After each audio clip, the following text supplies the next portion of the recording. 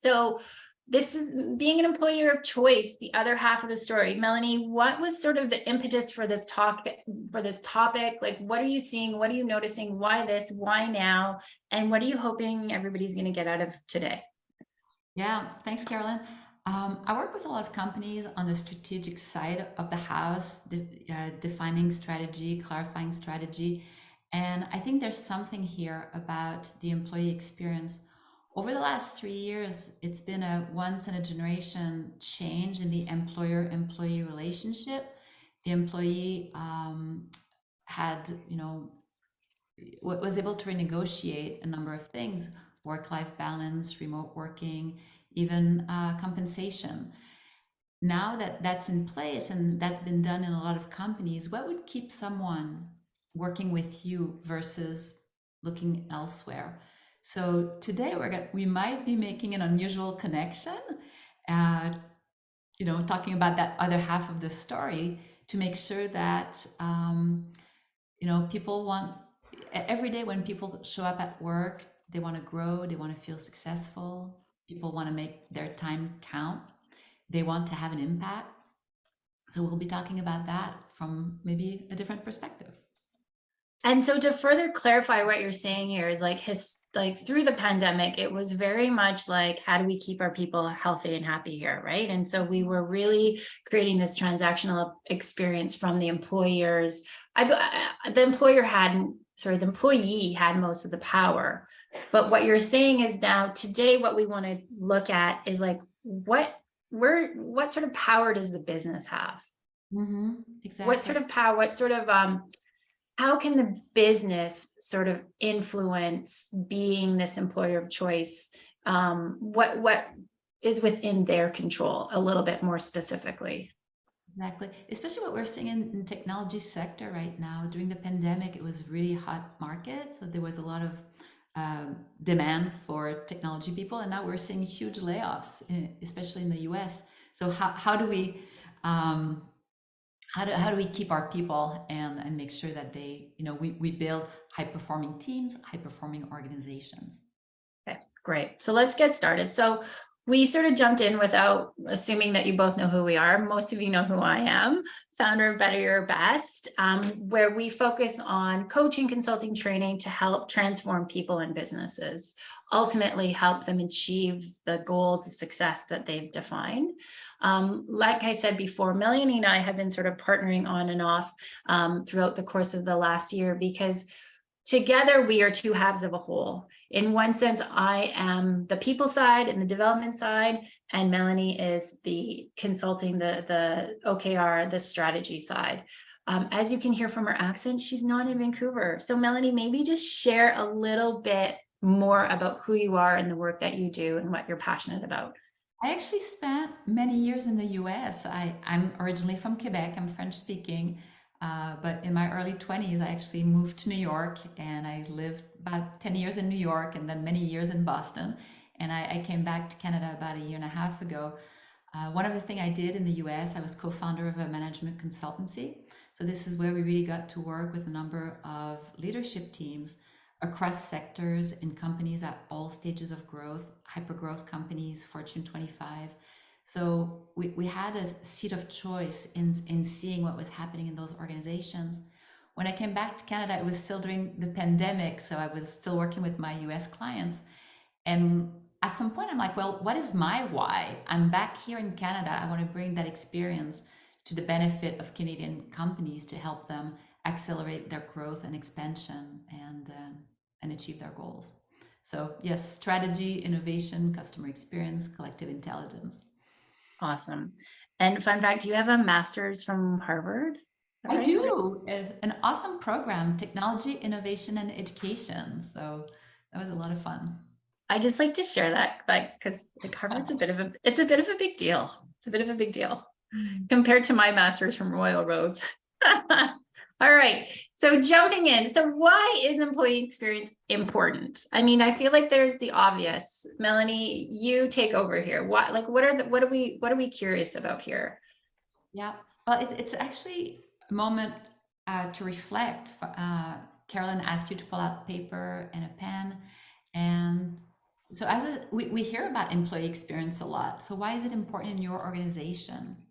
And what do you see as ingredients for a positive employee experience in your organization as it stands today?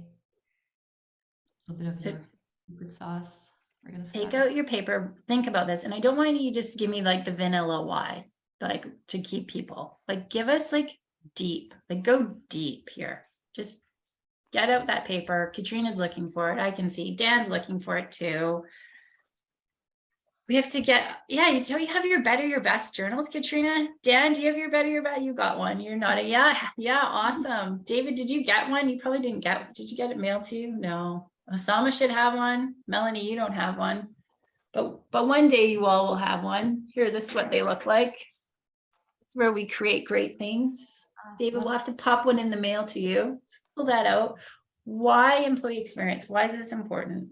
We sort of touched on it a little bit, but like make it meaningful to you, like personal to you. We want to hear like personally why you think it's important.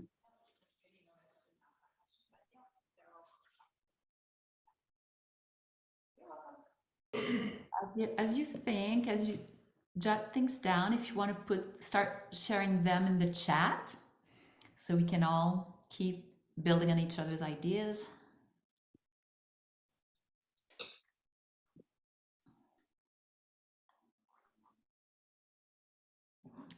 What are we seeing?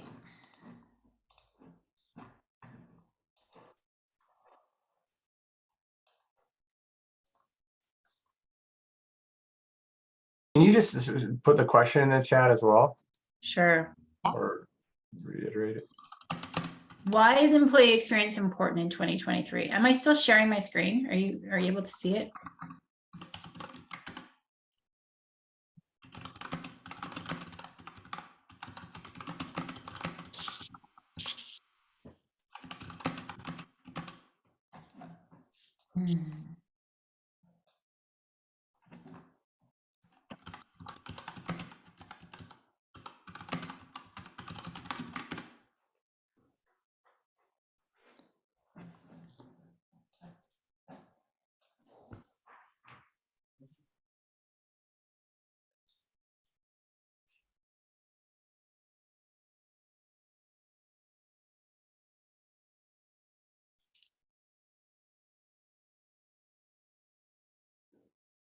Impacts company morale, growth, and retention. Great, Dan.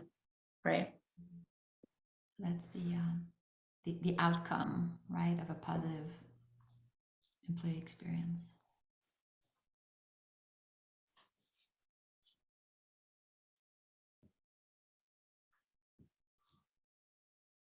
Right. So the employees are the greatest advocates for your brand. Ingredients from David: flexibility, support, work-life balance.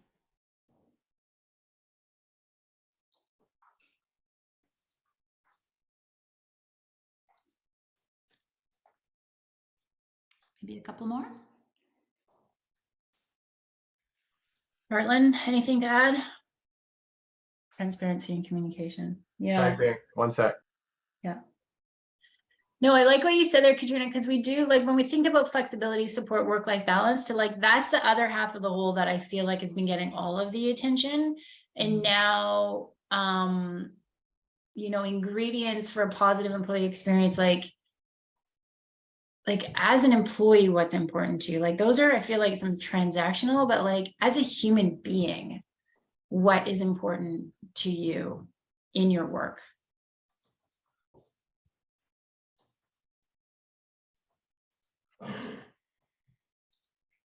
Just throw AI in here today, Heartland. I like it. Just like blow this webinar up. Yes. Yes. We might need to do another one on this hot topic. That's a big one. Yeah. Good. Great. I think we're setting the table really well. Dan, supply chain has been a challenge the last 2 years. 2023 people retention. COVID delayed number of projects. So now you're gonna see a lot of maybe a lot of pressure on everyone to execute. Yeah.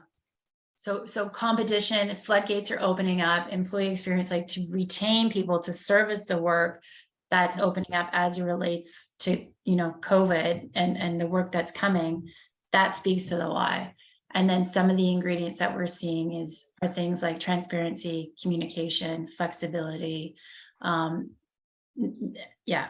So there's this balance in these answers, which is great, which is the why, because employees are our greatest advocate for our brands. And then the ingredients are some of those other nuances. So that's fantastic. So I think it's important here is that like we've got our brains thinking about like, why does it matter and what does it look like for us and what does it look like for me personally? So that's fantastic. Melanie, what are we saying here? Yeah.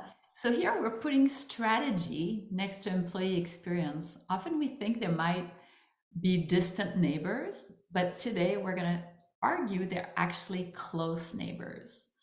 And in my book, we show respect when we're clear on our directions and goals. And that's a huge piece of the employee experience. So we want ultimately high-performing organization, high-performing teams.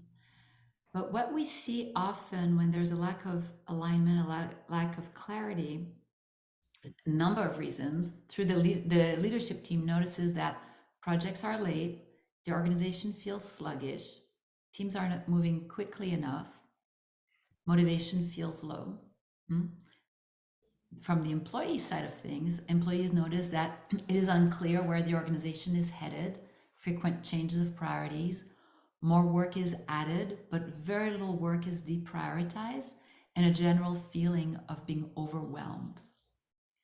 Is this something that you've seen, that you've experienced, and that you might actually connect to the employee experience or the employer experience?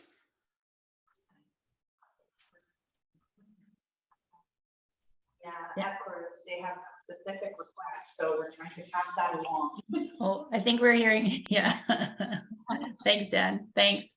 Yeah, I mean, what are you guys noticing as it relates to overall performance right now with employees? Like what are you guys noticing about performance? Katrina? I think like what I'm seeing here is definitely being reflected like literally right now, just even in our move, no one knows what's going on. There's so many things happening. We have more stuff on our plates and also our regular day jobs. And like, you can see we all want to move, but everyone's like, I don't care anymore. Just get there. And it's like a really demoralizing feeling. Yeah, step by step. Yeah. Okay. So what do we do? What are we doing here, Melanie? Often we're very ambitious. We have ambitious goals. We want to move fast. We want to maintain that feeling of being a startup, right? But what happens is, how do we become a high-performing organization, a high-performing team? And how do we allow enough time to execute? And how do we enable our people to be successful? And there's often a misconception that being ambitious means saying yes to everything. And it might feel counterintuitive to actually say no to certain things. And that will be, I believe, our next slide. When we talk, Carolyn and I were both very passionate about strategy, and strategy is about choices. It's the ability to say yes to certain things, and I would argue even more importantly, to say no to other things. And I know that Dan is equally as passionate about strategy as we are, Melanie. He's just like nodding his head 100% here. Right, Dan? What do you want to add? What do you want to add?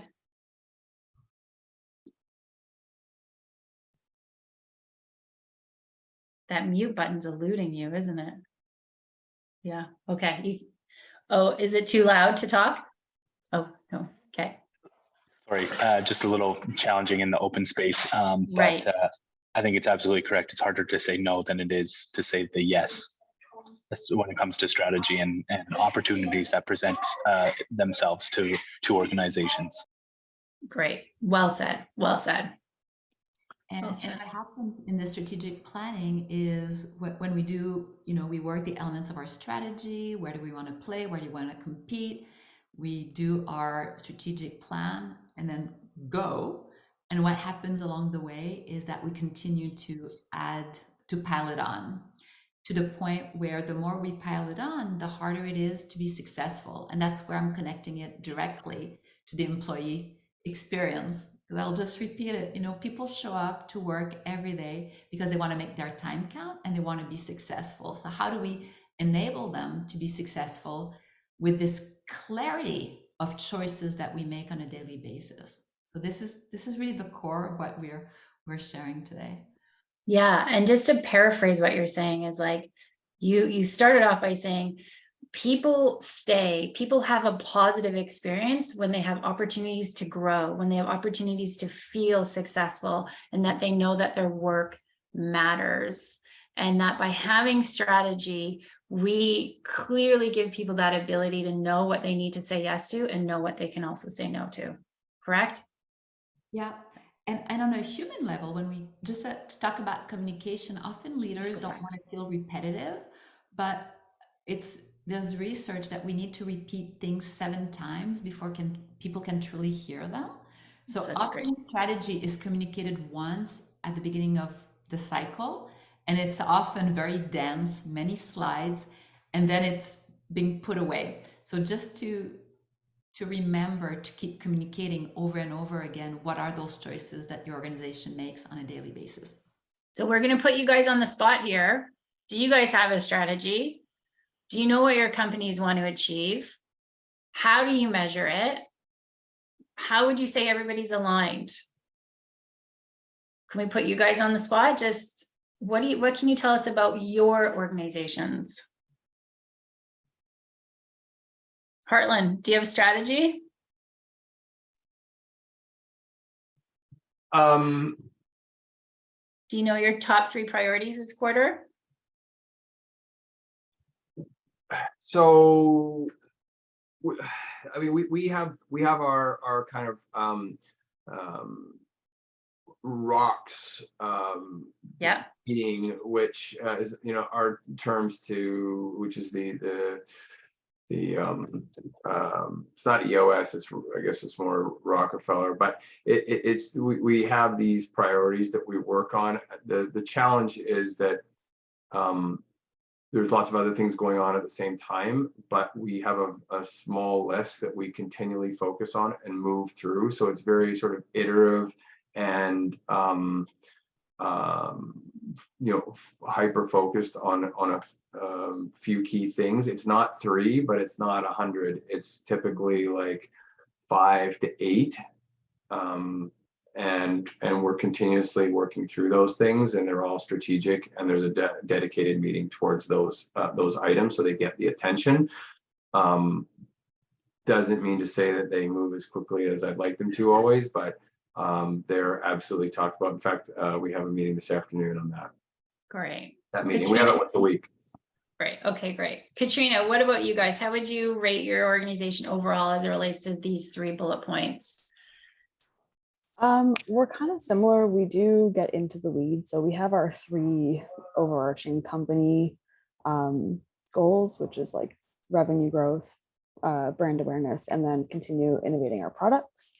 We're all aligned, but we have some work to do there, which the leadership sessions are helping, because it's bringing all of our middle management team together to kind of understand what we're all doing. But for the most part, we know kind of where we're going. But I think there's steps to be taken to figure out how we can better measure our success, and then also just align our teams a little bit better. Great. Okay, great. Because what we're seeing ultimately with the challenges is that, like, most organizations have some sort of a plan. But I mean, Heartland already brought one of them up. So Melanie, tell us about the challenges that we're seeing from your experience. Right. So strategic priorities can be unclear to many people across the organization. I think of it as a target, right? In the center, that might be the leadership team, and the outer rings as it gets deeper into the organization. And that communication and how it translates to the different layers in the organization that also can get lost. You know, how does my work connect to the company priorities on a daily basis, especially around revenue, right? People deeper into the org might not see their work directly connecting to revenue. So how do we translate that? We've talked already about saying yes to too many things. Dan called that out early days, saying yes to too many things. Yes. And also, what is so human is that we're overly optimistic when estimating the capacity within the organization to execute and how long it really takes to accomplish things. If you're Which familiar is exactly, sorry to interrupt you, but that's exactly what Heartland just said, is like, he's a little bit ambitious sometimes. Yeah.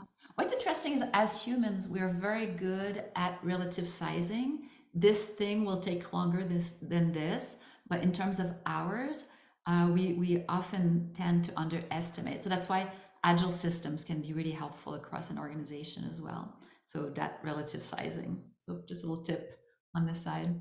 Pay attention to that. Yeah.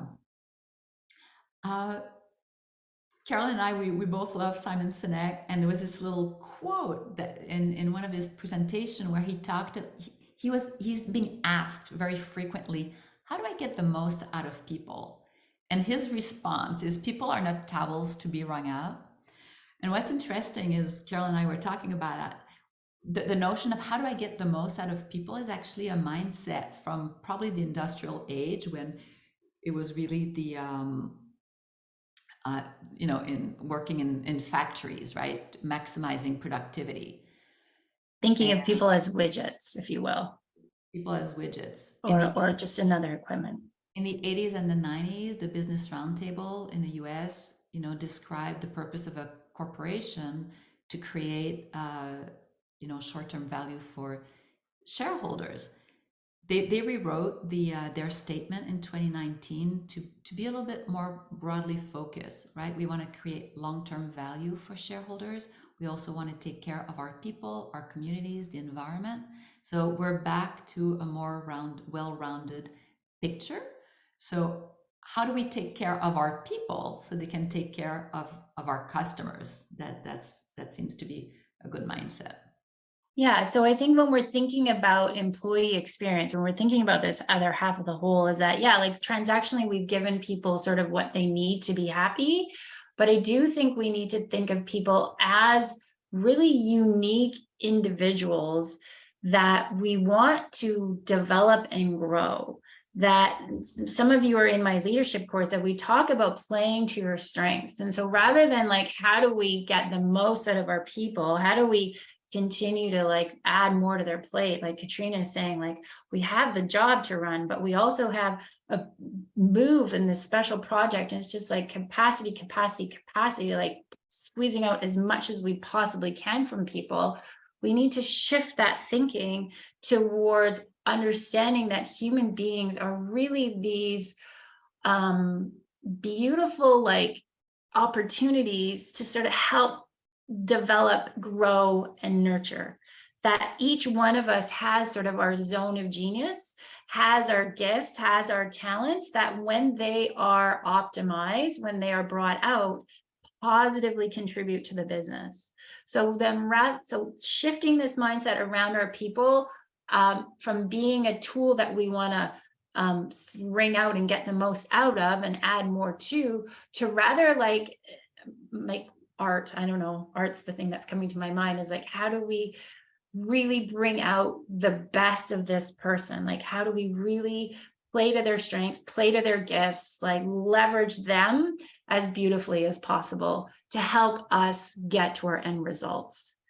Does that sound clear? Like, is this like clear in my head? Is the message getting through to you people, like shifting this mindset from like taxing people and capacity to like really seeing people as unique individuals with a set of gifts and strengths? Is that clear? Thumbs up. Yes. To further that point is understanding the theory of motivation. I'm going to let Melanie talk while my dog barks. That's my favorite. I always use the acronym PAM to remember it. What drives people each day. So purpose, autonomy, and mastery. And for me, purpose, this is where I'm going to connect it back with strategy. What is our why? And as we create our yearly objectives or goals to always connect it back to purpose. Why do we do what we do? And that's something that translates really well within all the layers in the organization. Also, that there's a deep desire to be autonomous, but how can we be autonomous and accountable at the same time? What system are we going to use? So we don't dictate people what to do, but we point in the direction where we want to go. So we know that our teams are all rowing in the right direction. Mastery, again, developing our people. And I added success because at the end of the day, we all want to feel successful with what we're doing.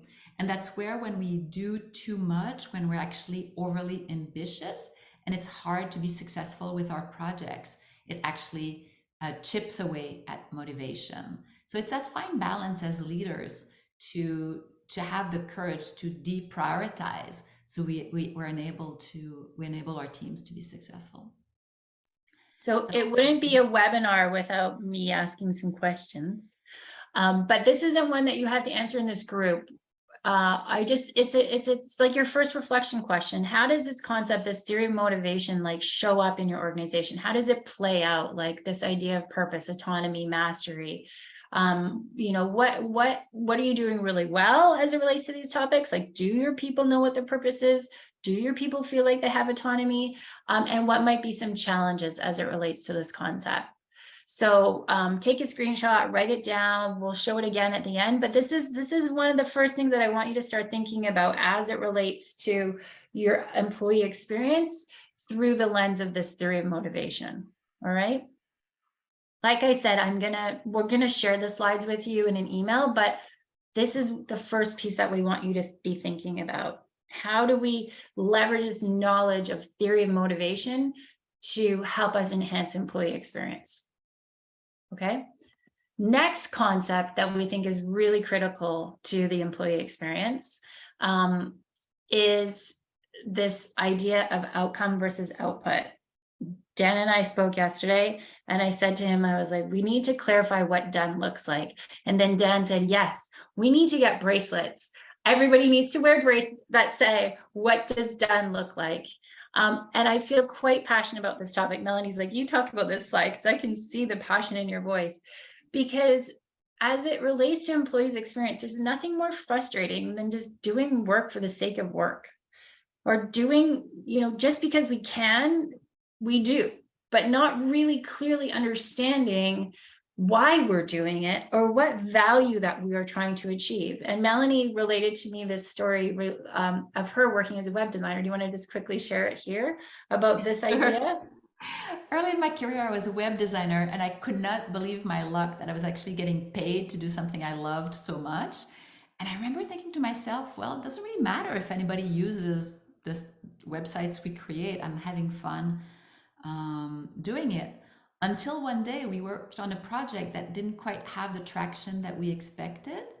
And that's when I start thinking, is like, what does success look like? Is it launching the website? Is it having an impact in these people's lives? And this is really what set me on the path of outcomes, what outcomes we want to achieve. I see that very frequently in organizations who are doing digital transformations, for instance. We're going to launch these new platforms, but is the win in launching the platform, even if we don't have the adoption we're looking for? Or are we looking for some gain efficiencies, or you define what success looks like, but we want adoption, we want traction, we want results. So to lead with results, what outcomes do we want? So for me, that outcome mindset can be a game changer in organizations, because we lead with outcomes.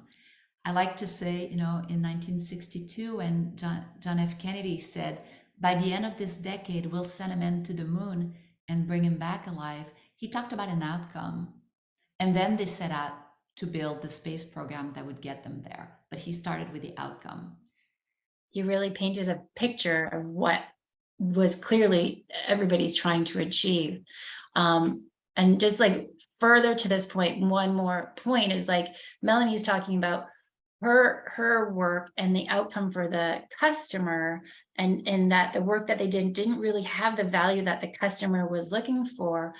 So it's important from that standpoint, but it's equally important that employees know what value they're creating and why it matters. Like, why am I building this trench right now? And what is the outcome that it is going to serve in the community and the impact that it's going to have in the community? You know, often I tell clients, when you're doing a review or you're doing some sort of a employee town hall, like, bring in a customer to talk about the impact that your work has had in their world, so that your employees can know firsthand the value that their work is creating.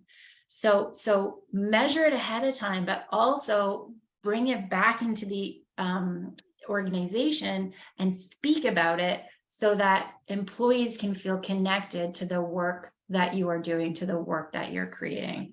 Does that make sense? I know some of the people on this call have already done that, and they've done a great job of it.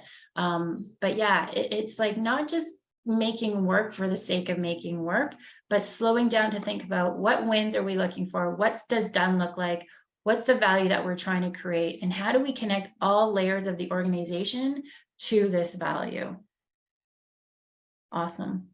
All right, so final point here is Melanie's jam. Yeah, I work a lot with OKRs, objectives and key results. There are different goal setting frameworks like ROCs in the EOS. And EOS, yeah. What's important about those frameworks is to use the objective as that opportunity to drive that outcome mindset, and even the key results for that matter. What value are we creating? So I'm not going to go too much in the details of OKRs. I think some of you are familiar with it and are using something else. We're always happy to talk more about it, so feel free to ask or connect with us later so we can go deeper. But within that method of objectives and key results, the objectives, that goals that provide clarity on intent and direction, and the key results are, is that value that you create, those outcomes. And Carolyn, if on this slide, what this slide shows is that how do we translate those goals across the organization? When we work with the level 1, that's the leadership team, we align those objectives to strategy. So it's our first layer of translation. And after that, your level 2 teams, let's say marketing, sales, your tech team, they all develop their objectives in alignment to your level 1. And after that, if you have organizations that go deeper, your level 3 will align up to level 2. So it's this, I call it a translation layer. And then that means that each team understands how their works drives the objectives a level up. Yeah. No, I was going to say, which ultimately supports the argument of having a planning process, having a goal setting framework like OKRs to achieve clarity, which goes back to our first point of like giving your employees the autonomy to know what they can say yes and no to, because you've implemented this type of a process into your organization. You're going to share your story of your client. Oh, there are many. Yes. And talking about what to say yes to and what to say no to, one of my clients in the US, when they started out, they felt very strongly about having 6 objectives. So I told them, we typically recommend 3 to 5, but let's get started with 6 and all the key results underneath. So the leadership team did their 6 objectives and key results, and then the level 2 did the objectives and key results, and so on. So the following quarter, I come in and check in with them. Hey team, how's it going? Like, wow, Melanie, we're having too much. We're biting off more than we can chew. So we're going to move a few key results. All right, cool. So we look at the 6 objectives, we work the key results, and the quarter gets on its way. At the end of the 3rd quarter, I go back to visit them and I say, hey team, how's it going? So they said, okay, we had enough. We're going to go from 6 objectives to 3 to really focus on what matters most. And that means that all the teams underneath, they immediately also refocus their scope from 6 objectives to 3. So that's an impact that's immediately felt across the organization.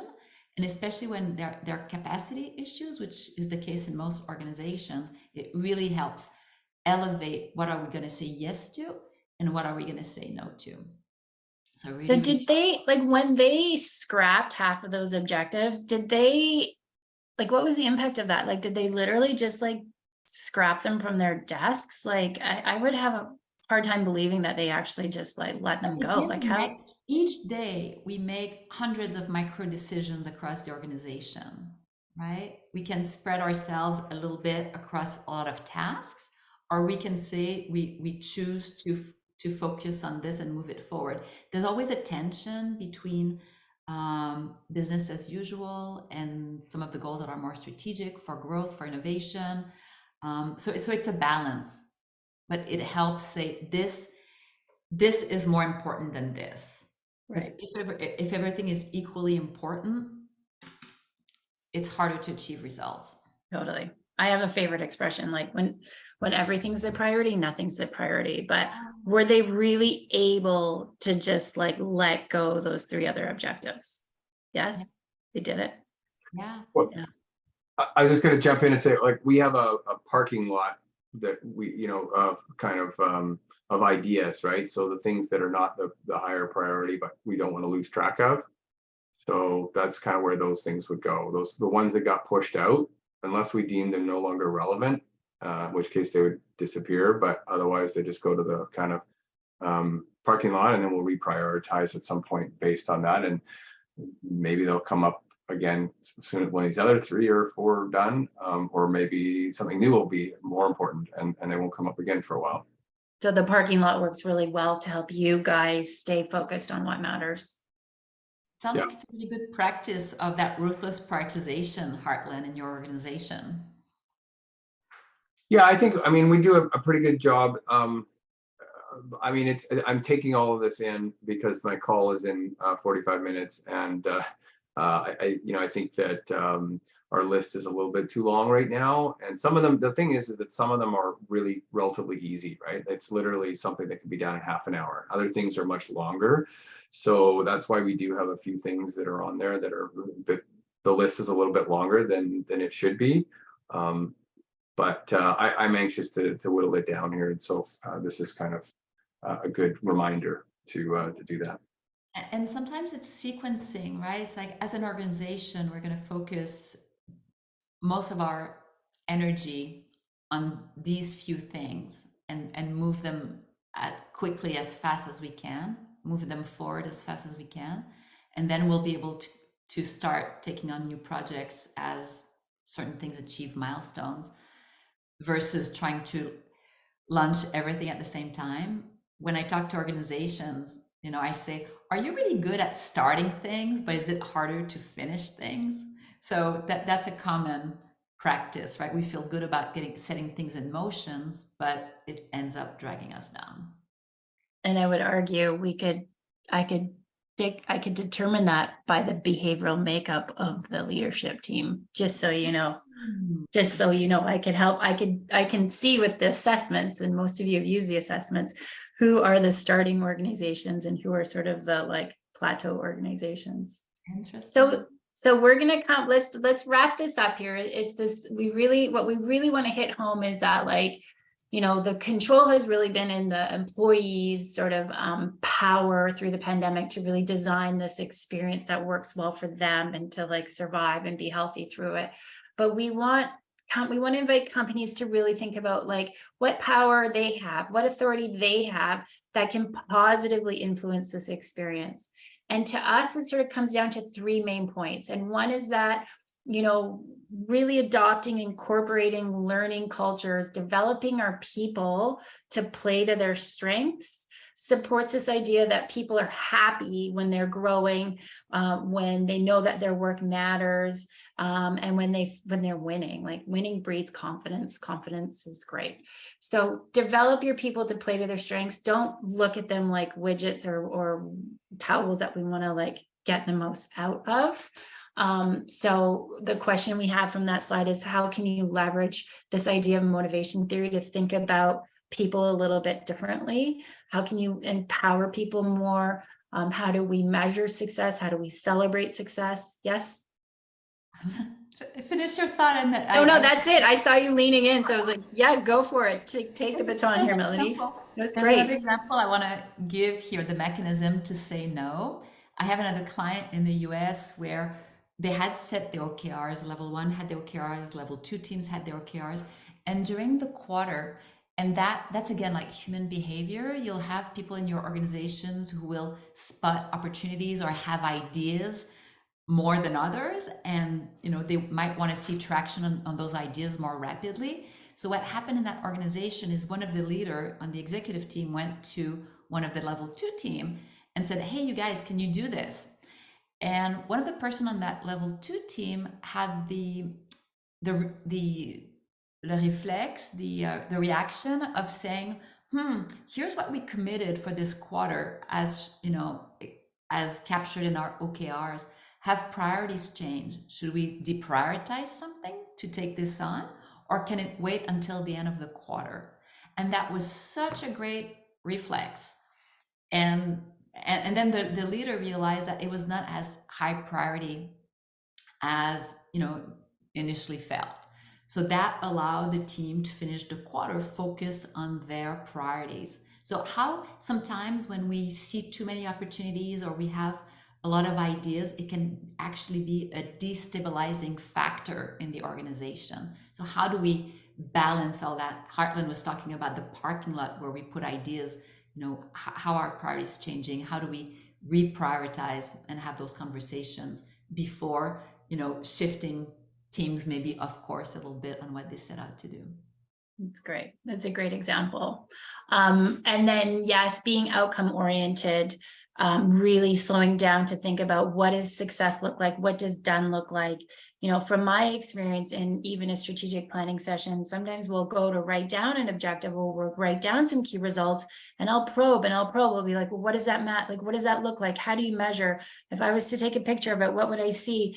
And it's very frustrating process in a planning session to the team, because they're like, it's this. But truly, when we start pulling it apart, a lot of people have different definitions of what success looks like. So 80% of the work of defining outcomes is making sure we're all aligned.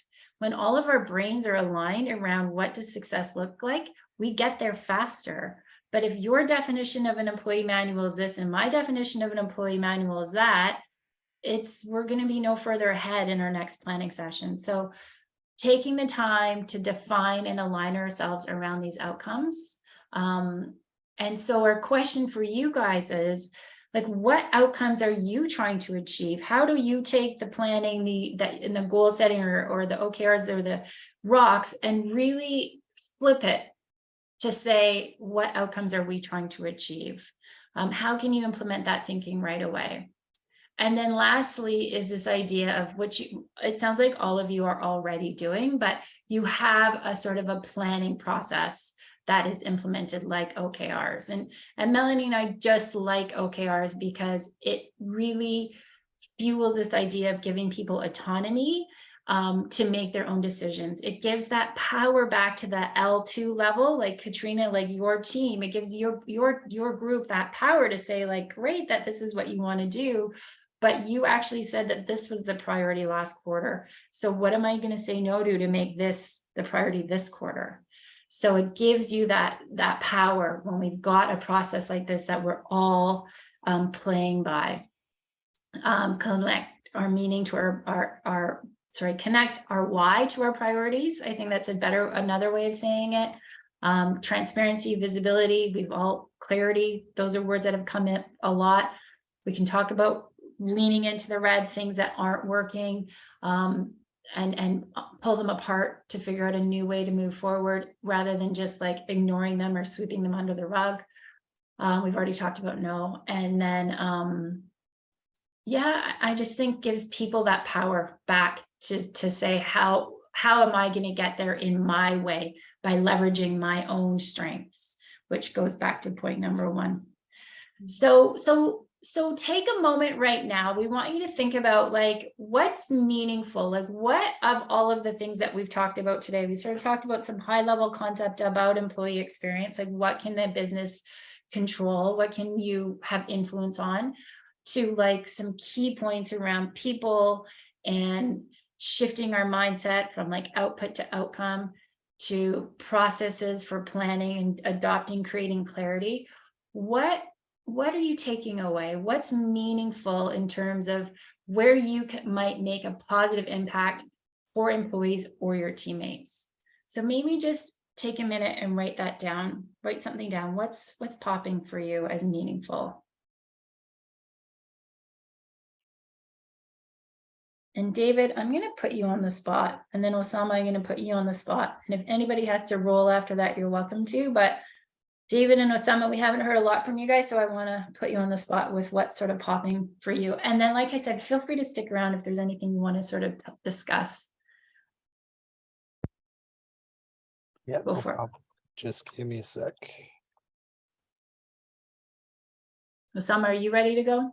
I'm ready to go. Yeah. I'm not gonna type anything in because I also have a hard stop at 1. So I Yeah, no sweat. Just share. Just talk Yeah. freely.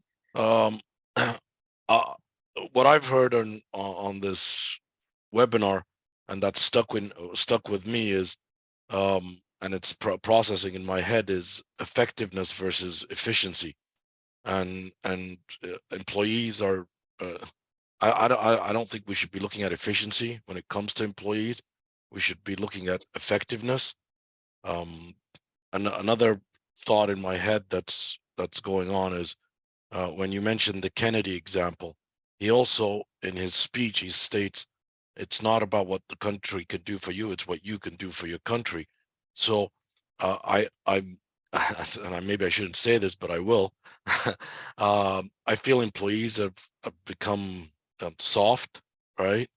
And have become demanding in a way that they're spoiled, first world problems, and they don't understand that it's a blessing to work for companies and to be engaged in companies to succeed as a whole and as an individual. There's I watch this I watch with my kids the Jungle Book, right? The strength of the wolf is the pack, and the strength of the pack is the wolf. And I truly believe that if you relate that to employees and the company and just take out wolf and pack, I think that's a great philosophy, right? So I do have to jump off, Caroline, but thank Yep, you go so for it. much. I greatly Thank you. appreciate it. And it's nice meeting everybody. And sorry about being in the car the first half hour. It was, yeah, it was just another meeting that went over. Thank No you. sweat. Thanks Have a for great one. participating. Thank you. Bye-bye. I love his idea about the wolf. I think it's true. It's true. And David? effectiveness versus efficiency, great. Yeah, effectiveness versus efficiency. And then the strength of the wolf is the pack, and the strength of the pack is the wolf. David, what do you got to add to that? I think that a key takeaway that we talk about was defining our company's strategic priorities and then always working back towards that. So being able to link together, the different levels of management, their priorities as it works down and works back up, but always kind of going back to like, what is our true north? What are we working towards, this year, next year, and beyond, and then just making sure that visibility is clear to everybody. I think that sometimes we get caught up in the details of what we're working on and the tasks that we're working on, but we forget like how that circles back to the broader picture of things. And so yeah, kind of defining those and then taking those back to our employees to kind of drive home and hopefully to motivate of what we're working on and why it's important. That's fantastic. Katrina, is there anything you want to add? Because you're both from the same company, like anything? No, you're good. That was like chef kiss perfect. Was it like everything David said, you're just like bang on? Yeah, I mean, we're in the same boat and Yeah. we both started around the same time. So we've seen kind of the progression of like, we were all really close knit, like there was 23 of us. And as we grow and we move into our teams, we kind of like get a little bit farther and farther from like the core of the company. So just making sure we're always tying back what we're doing, because we do get in the weeds and we're like, what am I what is today? What am I doing? Like, what's even happening? What value Um, are we trying to create? Right. And that kind of will affect people negatively for sure. Okay, fantastic. All right, you guys. Well, thank you so much for showing up and for giving us your time. You know, we sort of tried a different style, sort of going back and forth. I think it might have been a bit clunky as we were doing it, but we are pretty passionate about all of these topics and always happy to talk with you more about anything as it relates to people development and turning your wolves into better wolves, as well as like execution and strategy. So if you know yourself or anyone in your organization wants to sort of go deeper on any of these topics, like feel free to reach out to us for sure. And you're welcome to pop off. And if anybody has any questions for us or wants to chat a concept out or a new connection that they've made, like please stick around. Thank you so much, you guys.